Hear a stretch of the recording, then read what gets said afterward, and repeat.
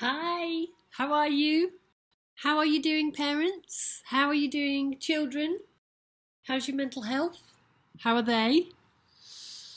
Happy Easter! Did you have a great Easter? Um, Hopefully, if you'd still been working, Easter came as a bit of a relief and a time to slow down and regroup with family. And now you may be back at work, but the kids are still on holiday. So hopefully that is bringing some reprieve of the stress of homeschooling that many of us were feeling too.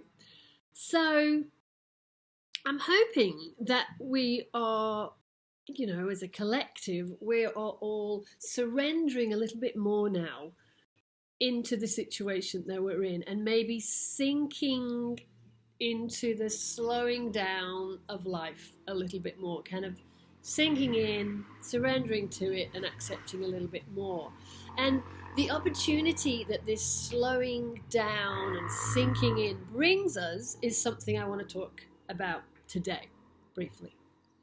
As you know, now I and all the parents and teachers who are joining me are interested in turning this situation around. So instead of just focusing on surviving through this crisis, we are focusing on looking at how we can thrive because of it. So we're focused on coming out of this more stronger, more resilient, more emotionally intelligent, more evolved, more conscious than we were before for ourselves and our children, the future.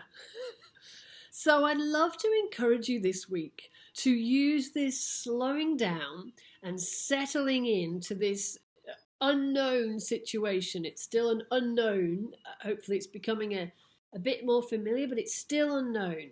So using this as an opportunity to start observing yourself on a deeper level to that you habitually do when you're caught up in a busy life rushing around from here and there, which many of us do. That's kind of the norm, isn't it? So, we all have our blind spots. We all have underneath the face level, those fears and worries and beliefs that no longer serve us, unconscious programs running that hold us back from thriving more in our life, from being the best versions of ourselves and the best version of the parents that we want to be too. And we all have these, and typically we live in such a world of being so busy that we don't spend much time looking at these things. And in fact, when they do pop up, we are usually very quick to cover them with some distraction, or it's very easy to push them to the side, bury them, drown them out somehow with our busyness. But imagine if now that we are being forced into this isolation, forced into this slowing down, scaling back our lives, imagine that some of those aspects of you that you usually bury or dismiss quickly are now staring you straight in the face or seeping out of you at unexpected moments, laid out in front of you for you to now have to deal with. So, some of the distractions that we usually engage in are taken away from us. Are any of you finding that as you slow down, you're starting to notice these things that you've been busy keeping at bay? You may be becoming more aware of your triggers or being faced with your worries or your concerns or fears that might be popping up that you didn't even know you had. So perhaps you're noticing that you're always caught up in planning the future, things that are going to happen instead of just sinking into the present moment in front of you. Now that you can't do that so much, maybe that's the thing you're noticing. You're kind of, I won't say an addiction, but you're habitually used to doing that. It's one form of escaping from things. Perhaps as you hang out with your children more, you're having flashbacks as to things that happened to you when you were a child or when you were younger,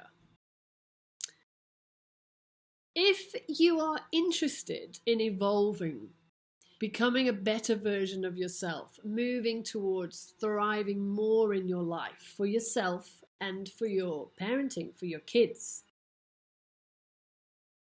so that unconscious patterns don't keep repeating themselves. If you're involved in being conscious of them and evolving, then these are the very things that we embrace.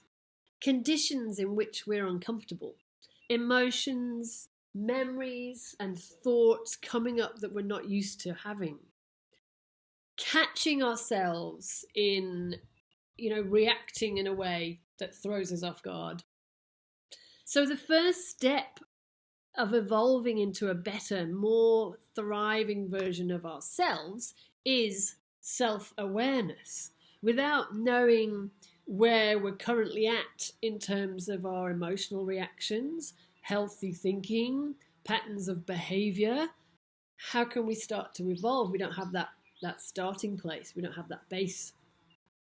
So now that you're hopefully beginning to slow down a little, I encourage you this week to start noticing you as much as possible. And treat this as a little science project, as an experiment. Just watch yourself and be interested, with a non-judgmental observation. How do you react to your kids? And how does that change when you're tired or overwhelmed or caught up in trying to do something else? How do you react to your partner? How do you communicate? How are you feeling during the day? Is there a low-grade knot in your stomach that you are just used to having? That's very common. Or are you truly just embracing this time and feeling full of joy? Anywhere in between is fine too. Try and notice how you are throughout the day as much as possible. But a good rule of thumb, a way to make this easy, is to just check in with yourself 3 times during the day. So first of all, when you wake up in the morning, how do you feel? Ask yourself, when you first wake up and you become conscious, how are you feeling? And this should give you a clue about your habitual emotional state.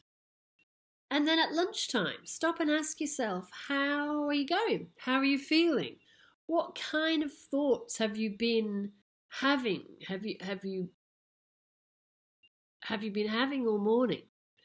And then again, before you drift off to sleep, before you go to sleep, when you're in bed at the end of the day, just check in with yourself and ask yourself, how are you feeling? So starting to check in with yourself and observe, being honest with how you're feeling and how you're thinking, is a great way to start to use this time to get to know yourself a little bit better and have the basis to work with, to move towards a more thriving, evolved version of you for yourself and for your kids. So parents and teachers, we will be meeting tonight, Sunday, 8 p.m. Sydney time, 11 a.m. UK time. And our meeting space is turning into a beautiful, safe space to be able to show up as yourself in that moment with whatever challenges you're facing and whatever emotions you're carrying at that moment, and be seen, heard, and felt with compassion and no judgment. The purpose of these meetings is to maintain the mental health of ourselves, parents, and our children. And we're all in this together, and we're doing this together. So, we're all there for one another. So see some of you tonight. Join us if you can. Message me for the Zoom link if you need it. See you there, and have a great week. Lots of love.